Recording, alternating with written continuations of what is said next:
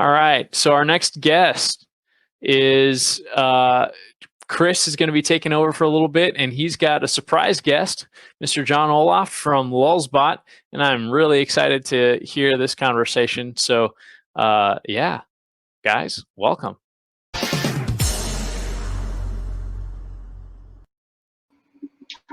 Hi, Chris. Hey, John. How are you?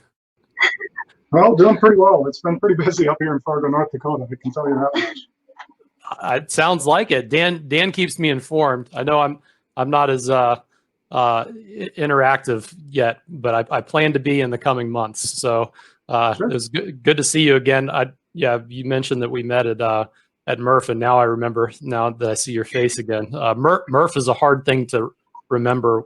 You know what goes on. It's like sensory overload.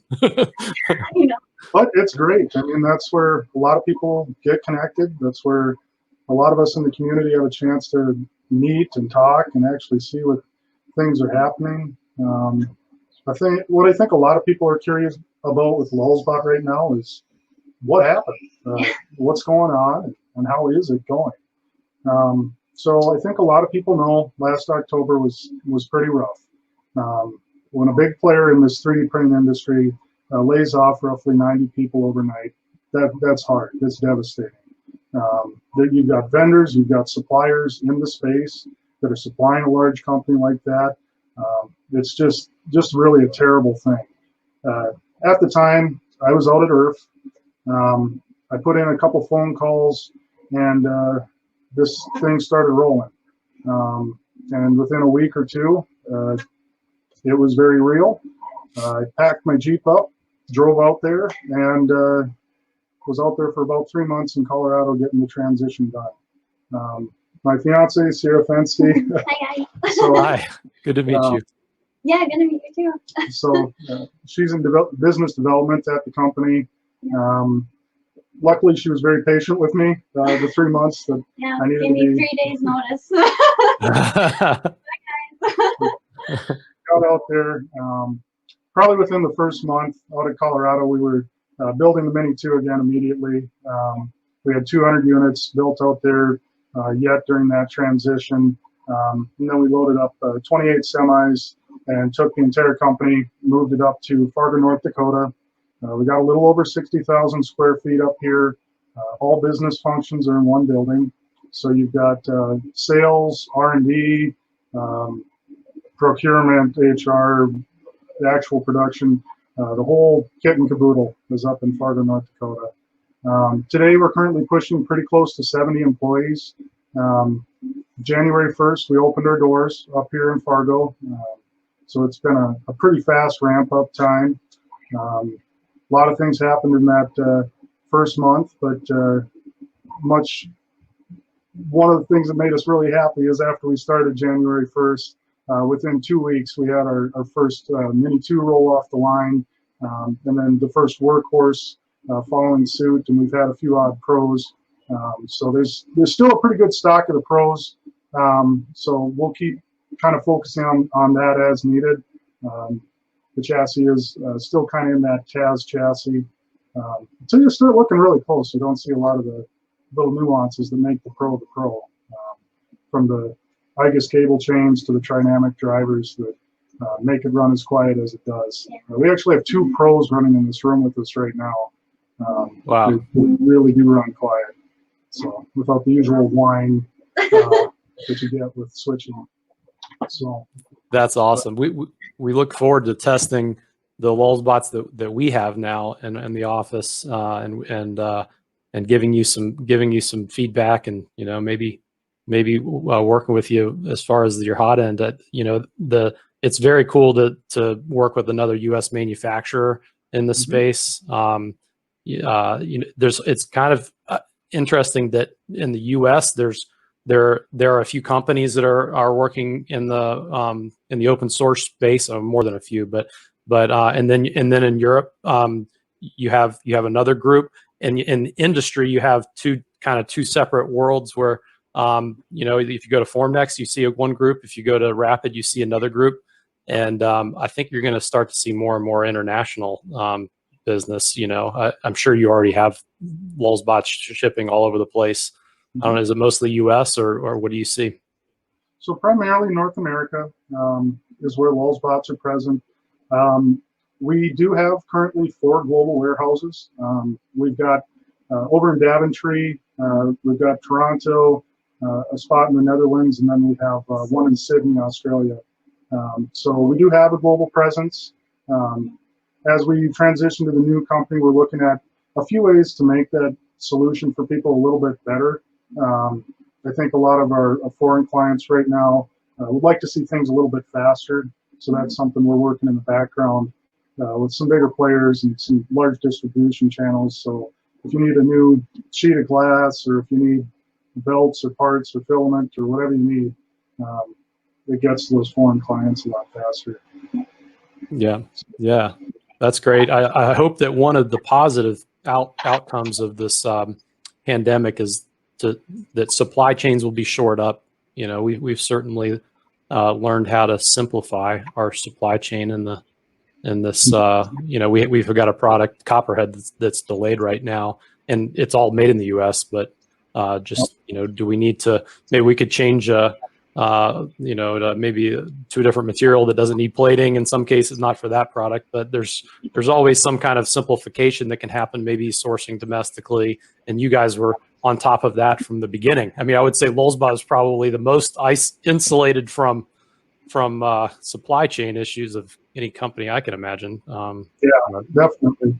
We're currently, so I mean, in terms of essential workers and such, Lulzbot falls into that category. We've been sharing a little bit of what we've been doing, but we have a lot more going on behind the scenes that we're doing kind of for the States and whatnot. In terms of production, you kind of have a responsibility when you're one of the players with 200 plus printers basically on tap. Overnight, you can send a file out. And, our print farm, we are running in such a way that it's basically one computer and you can access each of them. I know right now it's a little bit more difficult for the end users with Lulzbot printers to do that themselves, either through a tether or an SD card, but rest assured there will be some easier ways, whether you like BotQ or if you like Octoprint or any setup like that. We still have quite a few Beagle bones in-house. But when you start talking about really large print farm numbers of printers, we're actively building our second print farm right now, specifically for projects like this, projects like what have come up with COVID-19. So it's incredible to see how fast things can come together with that. Yeah, I'm sure there are a lot of Lulzbots printing parts for masks and so forth right now. I remember seeing at Rapid, it was Rapid, I think last year. Last year where the Lulzbot had a booth, and one of the coolest things I remember was they had maybe it was a Mini that was suspended by bungee cords, you know, and it was operating, and you could shake the whole cage, and the Mini would it was like you guys were ready for you know, to put that thing onto a vehicle or something that was going to shake. And funny you mentioned that. If anybody gets a chance on our YouTube channel, you can actually find a Mini 2 that's been strapped down to a rock crawler. Nice. It's got like 45-inch tires. It's going over rocks, and the printer's just printing away in the back, strapped to a canister that was converted to a fuel tank. So that it's a real rock crawler. So that's cool. That's cool. Yeah. You guys need to put one into space now. That's the next thing. Has that already happened? I don't know. Oh, there's one on a ship the other day. That was pretty cool. DataQuake, I think's the name of it. They just got a Mini 1 going on there. But that was cool. It's like a whole scientist setup with the Mini 1 right there. So very cool. Neat. So do you have any? Can you tell us anything about your plans, or are you gonna kind of keep that close for now? Sure. Well, we're coming back in a big way. One of the things that's definitely been on the horizon, kind of at the close of the Aleph Objects era and the ushering in of the Fame 3D, was the bioprinter. Rest assured, the bioprinter is alive and well. we're printing with it, we're working with it. We've got the parts. If we wanted to build 50 of them tomorrow, no problem. But we just want to make sure we thoroughly test and we thoroughly have everything squared away. In the prototype phase, the alpha phase, and beta phase of the bioprinters, they were still using ABS plastic. One of the big things that we'll be changing there is going to an ASA, just for the UV resistance. The environments they're in are using UV lights. In those settings, you need to think about all plastics and when things start to break down. But just in regards to your question, that's definitely an exciting printer that's still out there in the background. We've got a few others that are on the agenda. We were happy that we were able to first and foremost focus on getting set up, getting financially sound with solid backing there, and kind of a great place to move forward and continue to be a very large player in the United States additive manufacturing industry. That's great. And the rep rap crowd may not know, and I don't know as much about the bioprinter. I've heard a lot just from other people, but I don't know about it myself. Could you maybe tell them what that initiative was about? Yeah. So in terms of open source, Lulzbot's kind of front and center when it comes to that. If you need prints or any information, that's stuff that we keep out there. We've got both of our main kind of log pages for people to go to, download.lulzbot.com. And then we also have develop.lulzbot.com. If you go into the development pages, you'll see a little bit more about a project called Kangaroo Paw. If you're really curious, many people wonder if it's possible to take their Mini 2 or something and turn it into a bioprinter. No, not very easily. Okay. It usually ends up about the same as, though it's open source, if you try to source all of the parts to build your own TAS printer, the price to source absolutely everything as an individual becomes pretty difficult. Most of the time, you're much better off buying the completed unit. You open the box and you're ready to print. So. Right. So what would be the target customer for a printer like that? Laboratories. Okay. So a lot of the different labs are kind of the best in terms of where that's going to go. It's a ways off before STEM would ever see it, but it's a pretty neat achievement to see just how finely you can print with a machine like that. Right. So, for sure. But, Very cool. Yeah, I've never seen one. I've never seen one operate. I've seen machines dispensing liquids, like silicone. Printers that would print liquid silicone and so forth.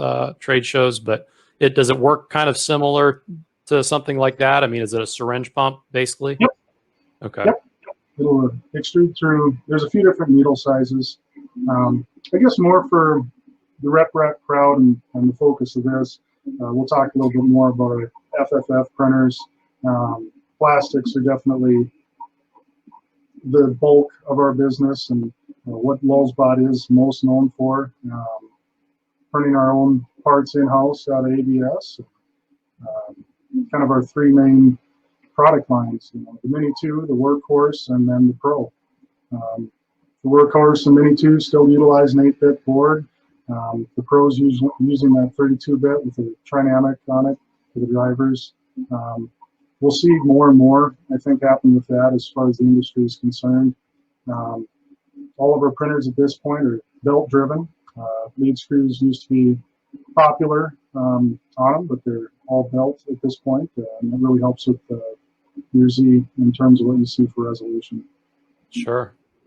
Yeah, I think belts seem to make sense. It's not like a machine tool where there's a lot of tool force, so that makes sense. Well, very cool. Just curious. So you mentioned ABS. Parts made of ABS, and then you'll see a lot of other machines where parts are made of PETG. Is there a reason you chose ABS? I guess that's more of a carryover from the former Lulzbot. If something's not broke, don't fix it. So doing a transition the size of how our transition was, those things that you don't need to put into question, don't. Yeah, sure, So, sure. Currently, there's no plans to change the printing material, but it all depends on what you find, and does it hit the engineering specs? Is it going to break? How is the layer-to-layer adhesion? We don't want stuff splitting or anything on where there's rods. And, yeah, so currently ABS works well for our printers, and that's kind of a decision we'll stay with. For sure, yeah. I think we'll see a resurgence of the styrene-based filaments as heated chambers, or whether they're passive or active, become more common. The benefits of having a plastic with a higher softening temperature, I think they've been realized by the industrial printers, but not quite as much so with the hobby level ones because of the interlayer strength and distortion and so forth. But they'll come. I think they're coming. So that's cool. You guys are already prepared with all your ABS parts. So yeah, and we like the PC Max is a pretty fun one that we'll print with internally as well. We get into the polycarbonates, and yeah, it's pretty amazing what those parts can do right off the machine.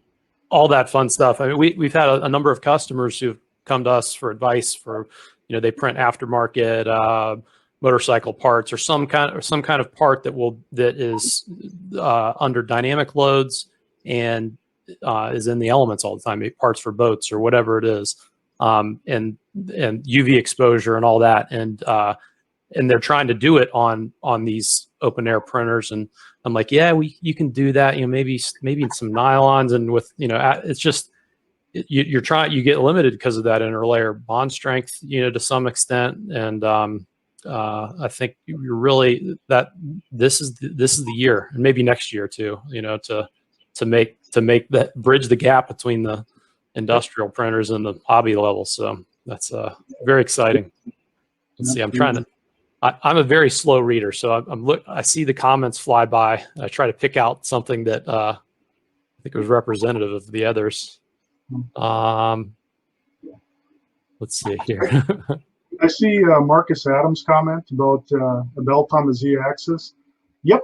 So Lulzbot utilizes belts, one on both sides for the Z-axis. So you've got 12 millimeter rods. There's 2 of them per side, and then centered kind of between them is where you'll have your belt.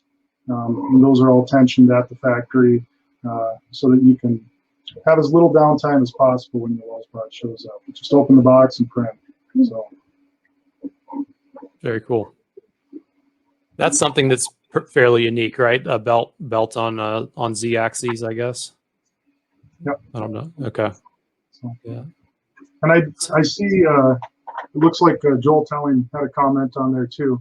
Joel did an excellent video on the bio. So if anybody is curious about the bio printer and want to learn a little bit more about it, that is a great place to go to check that out. Very cool.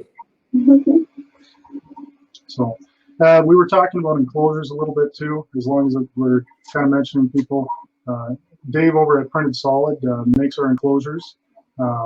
So if you are looking to print with ABS or other plastics that you don't really want out in the element, making sure you have an enclosure is a great way to improve the overall quality of the print and make sure that it's not going to warp or end up kind of crappy before it finishes. So.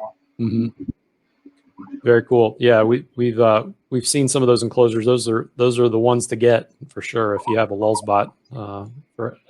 I think they're really designed specifically for each specific model. It's not just a box that goes around any printer. So very cool. Yeah, we've also we were in touch with LDO recently, and their high temperature motors. That's a very interesting project. We're soon going to put those through some tests as far as temperatures go, and just make sure that they truly are Class H. I'm sure they are, but that's very exciting to not have to have liquid cooling necessarily until you get to a certain temperature. Fan cooling may continue to operate up until 80 degrees Celsius and that's enough for a lot of users. So that's very exciting. Let's see. Well, as far as your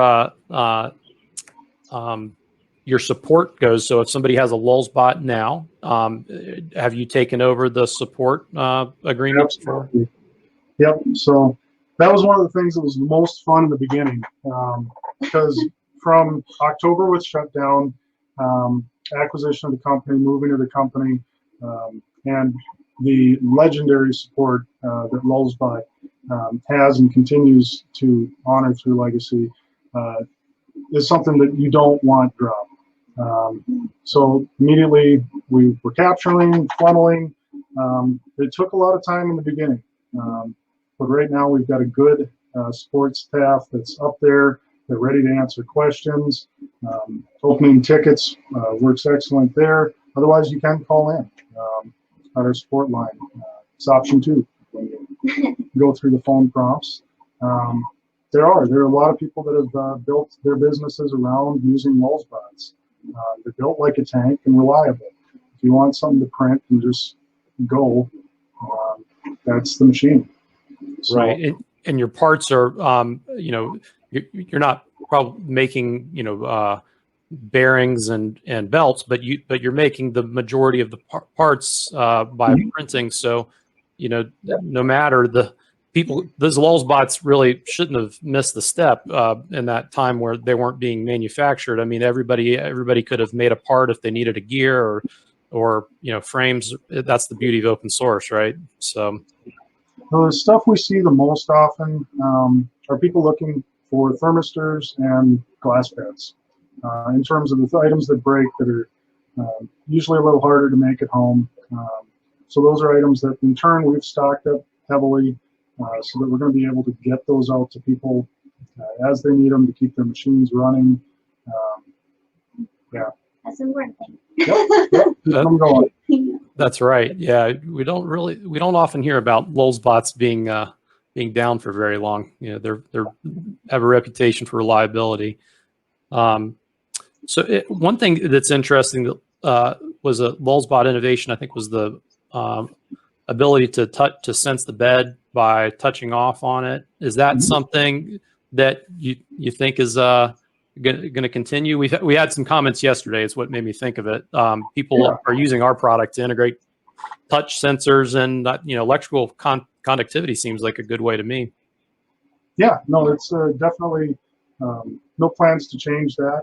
If anything, the stuff you'll see in the coming days with the beds are more options.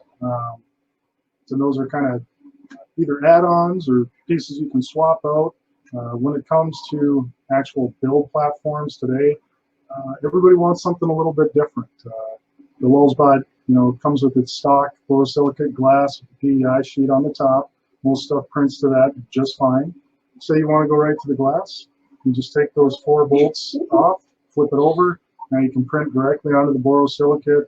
So you got some Elmer's glue stick or something, you can put that down, prep the bed. Next phase, there's a lot of magnetic beds, there's a lot of sprung steel, there's a lot of easily removable stuff that's out there. Not available to the public yet, but we're working on stuff. It'll be really fun to start seeing some innovation coming out of Lulzbot and getting out to consumers in the coming days.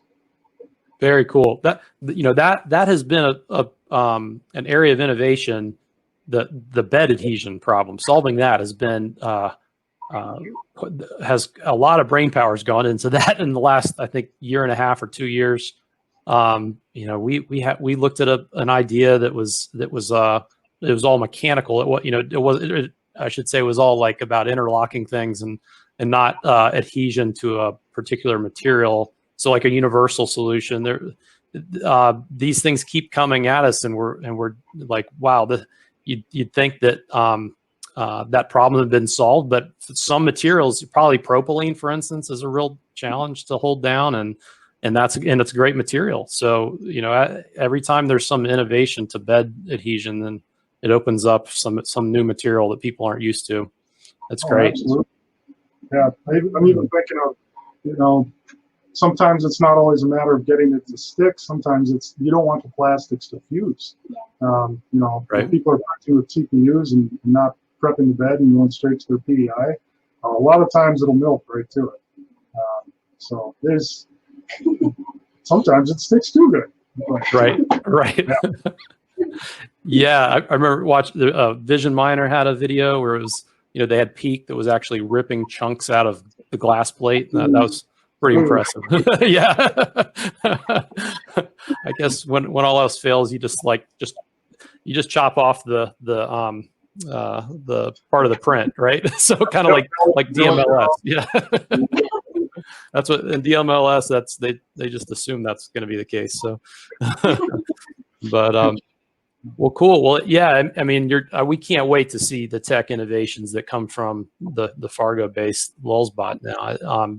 Your facility being all in one building. I mean, all your operation being in one building should make your communication just so much more efficient. Definitely. And kind of for reference, for those that weren't aware, previously Lulzbot under Olhoft Objects was across 3 campuses.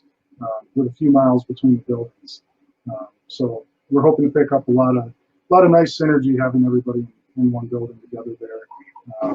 So manufacturing engineers, design engineers, people on the production staff, everybody's talking, finding new ways to put things together more accurately, more efficiently. It's a really fun time to see that kind of growth. Very cool.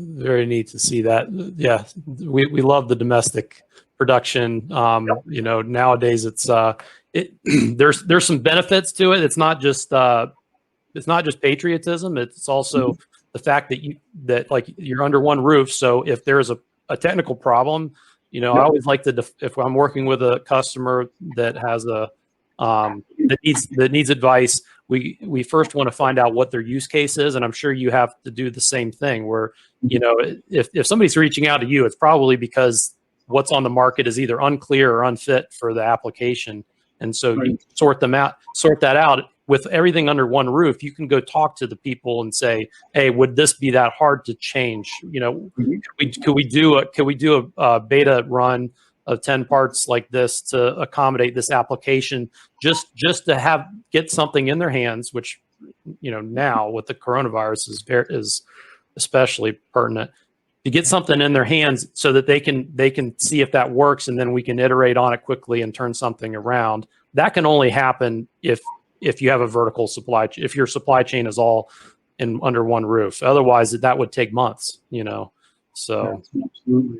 And being heavy the printers ourselves. I mean, when you're running that many printers, let's say you want to take 10, 15 of them and run this as a beta on them to see, hey, is this part going to work? Is this next iteration of one of our machines going to work better if we swap it out with this new design or these upgrades?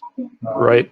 It's nice to have them right there for experimentation. And then, like you're saying with supply chain, I mean, all the wiring harnesses made in the U.S., all the sheet metal made in the U.S., all the packaging made in the U.S., the motherboards made in the U.S. And of course, all the 3D printed parts made in the U.S. Filament that goes into the 3D printed parts made in the U.S. So it's great. Yeah, the Lulzbot is the American printer, no doubt about it. Yeah, very cool. Yeah, wiring harnesses. Maybe we need to talk to you guys about wiring I swear we put more effort goes into wiring configurations, and that's not our forte. So maybe we'll buy Molex fittings, but then there's just so many different combinations that that's hard to do on the fly unless you're set up for it. So that's great. Sounds like you guys have invested in all that. I think the one thermistor Molex that we got 36,000 of them. So it's when we buy it, we've got good supplies of a lot of those electricals, and we've got just as much in-house. We've got a whole segment that can develop and build wiring harnesses. We like to source those. There's a company in town that can build our wiring harnesses for us. That's excellent. But if for some reason we get in a pinch, we've got the equipment. We can make them in-house. We've got the big terminal printing machines and everything. So that's awesome. That's really cool to see. All right. Well, that's great. I didn't know that. So we'll be in touch about that for sure. Yeah, we that's been one of the for OEM printer OEMs. Normally they they oftentimes don't have that in house. So they don't have the wiring. They have to rely on somebody nearby, and the fact that you can integrate it and take CAD files. Or do you guys? What is your CAD situation? Do you? I think before Lulzbot was strictly open source to the point, even with CAD, right? Yep. So as far as the end consumer is concerned, we're taking a little bit more of a practical approach to open source. Everything the consumer experiences gets to have access to, that's going to stay the same. That's open source. In terms of internally, they weren't able to use Excel. They weren't able to use some programs on the inside that would have really helped the business function. As we talk about CAD, I think the Pro is a perfect example. The first cooling shroud for the Pro, when it came out, without having a solid CAD program where you could do an airflow analysis and see that you're really getting the area to the temperature you wanted. Most of the initial Pros that went out had a CAD design for that cooling fixture that just, it wasn't getting the job done, and those Pros had issues early on. They were able to correct and redesign that piece, and we've even done additional work to it now, but we do allow our engineers to use SolidWorks to design some of the components. So that's internally we're able to use things like that. And that'll become especially helpful once we start taking and doing ANSYS on these parts, making sure that they're not going to snap unexpectedly, making sure that they're not going to melt, making sure if their job's to move air and have airflow either past them or to an end part, that they're actually getting the airflow required to do the job that needs to be done. So on the back end, business side, there's definitely a lot of pieces of very, very nicely made software that we'll be utilizing this Lulzbot that'll make us more efficient, that'll allow us to give the end user better products. So it just makes good sense. And that's where our practical approach to open source ties in. It makes good sense. And still give people the print, still give people the stuff that they want to do. I mean, when we think about the TAS design, we use an 80-20 aluminum extrusions. Man, that should make any maker out there grin. If you want to put cameras on it, if you want to figure out how to triple the size of it, go for it. I mean, stuff bolts to it. We built a bed clearing mechanism the other day just because of the fact we had 80-20, so we could bolt something up and it works. That is when you can truly fabricate and think outside the box and do stuff. Right. You have access to the entire, 80-20. I remember when I did automation equipment, we bought item extrusion. It was all, but they shared similar profiles, so you can get all the attachments. The catalogs for these extrusion companies are so deep. I mean, you can get every kind of attachment. We in our office, we have our FLIR camera, on like a NATO like dovetail thing, and then on an arm that hangs off of that, and it actually can take thermal video while we're printing, which that would be hard to do if the frame was all it didn't have something to attach to. So that's a great innovation. Very cool. I'm screening through the comments here. Looks like a lot of enthusiasm about Lulzbots. So many people are excited about Lulzbot, the resurrection of Lulzbot, and I can't wait to hopefully Earth by the time Earth comes around, we can have trade shows again, or rep festivals. Definitely. Yeah, that's certainly something Lulzbot's not going to quit doing. The brand had been in existence for 9 years, and 8 of them they were at Murph. So you better believe that's something we'll continue. So, and that's a lot of our background too. I'm not sure if people are aware. So, I mean, I've got an engineering background. That's what I did by trade. Close to 3 years ago now, I bought all the repair contracts from Fargo 3D Printing and launched our own company, Fargo 3D Printer Repair. That kept growing. I kept going with the day job as an engineer, doing stuff there for the food industry, and then with sensors for the large equipment with CNH. So like the Quad Track 620, the big tractors. Right. That's a lot of instrumentation we dealt with. Fast forward a few more years, like September of this past year, I moved into the CEO position over at 3D Fuel for pretty close to a month. I met a lot of people out at IRF talking about filament. And then, as we all know, around that same time as IRF is when Lulzbot announced kind of their layoffs, and things happen fast. So, but that's a little bit more background there. So I'm seated in the community here, but many of our employees up in Fargo are as well. And that is a little bit confusing for people from the outside when they look at Fargo, because, well, did Fargo 3D Printing buy Lulzbot, or did 3D Fuel buy Lulzbot? Or, believe it or not, there's actually 5 separate companies with different owners and different locations in Fargo, North Dakota. A lot going on in Fargo. Yes, You know, it's, extremely additive atmosphere. So, I guess for clarity, I'll just say what they are. So you've got Fargo 3D Printing, you've got Fargo 3D Printer Repair, so separate locations, separate ownership. You've got 3D Fuel, which makes filament, and then you've got Prosthetics, which 3D prints a lot of different prosthetic limbs and such. And then you have Fargo Additive Manufacturing Equipment 3D. And that is what has replaced ALIF Objects as the owner of the assets and brand, Lulzbot 3D printers. So hopefully that makes things a little bit clearer for people out there.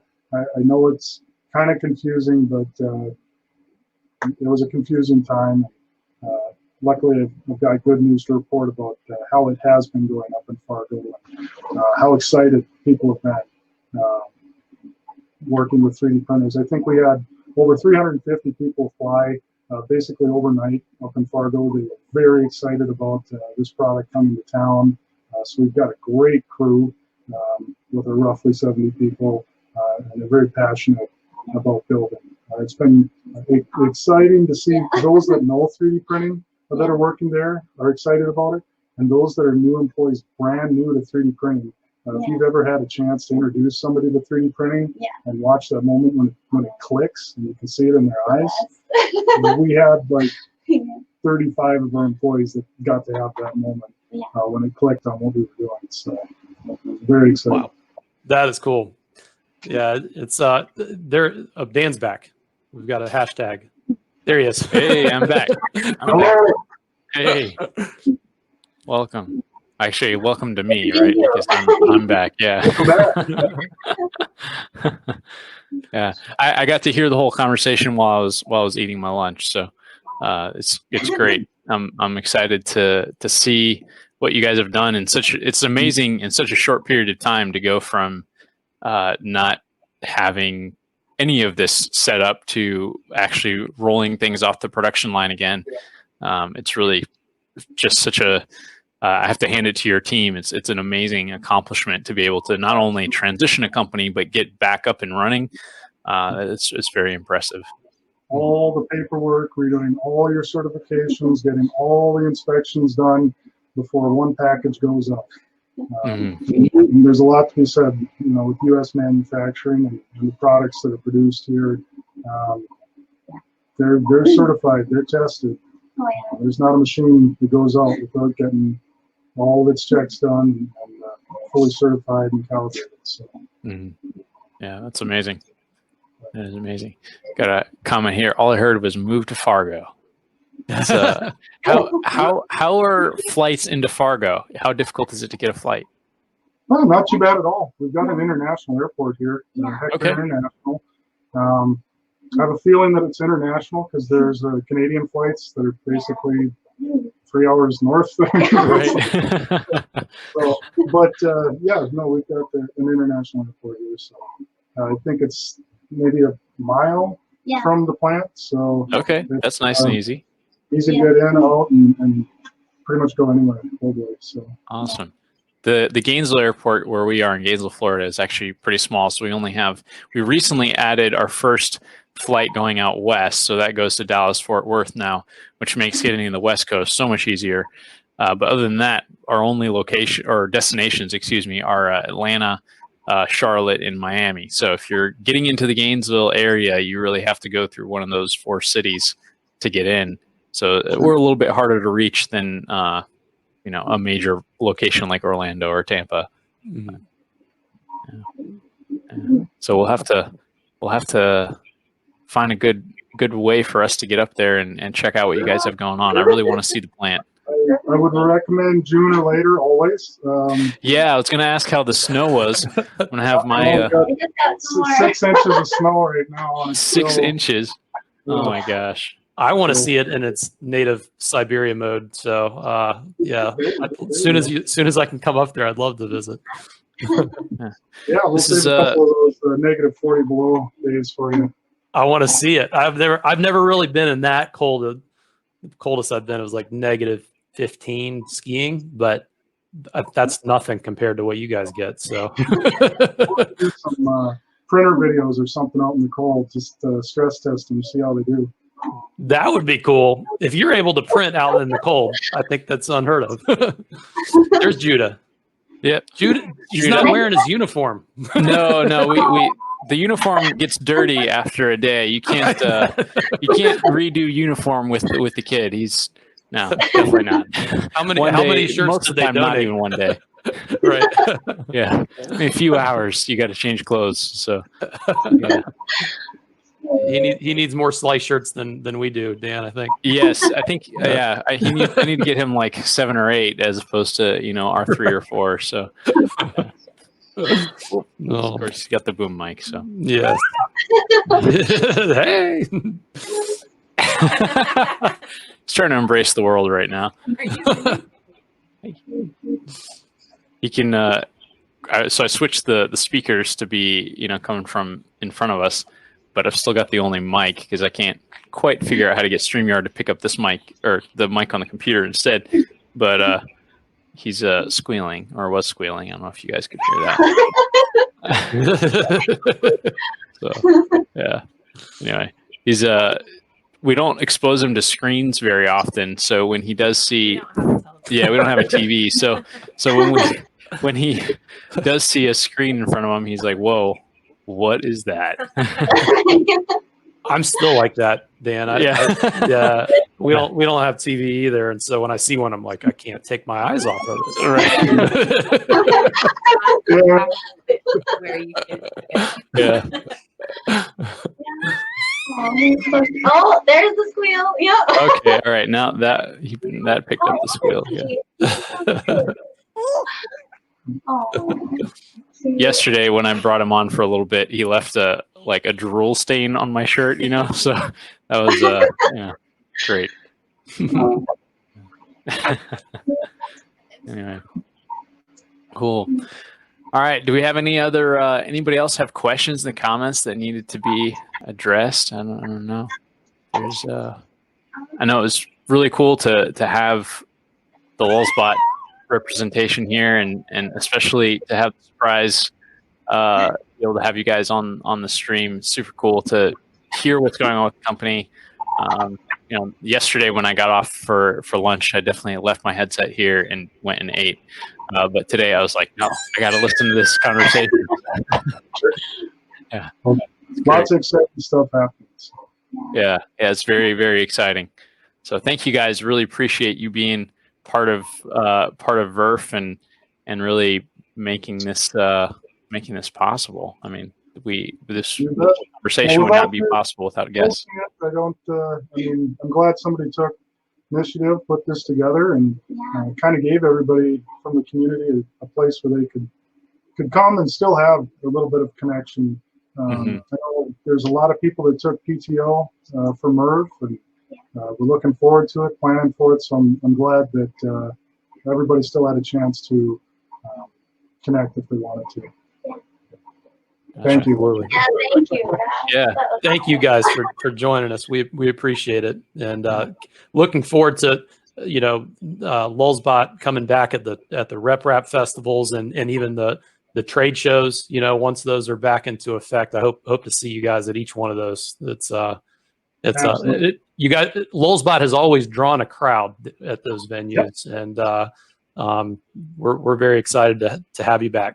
So yeah, we're very approachable. We're happy to be back, and very, very, very excited to be out and amongst the users heavily. So. That's awesome. Very cool. Well, thank you, Team Lulzbot, and Yeah. we'll see you soon.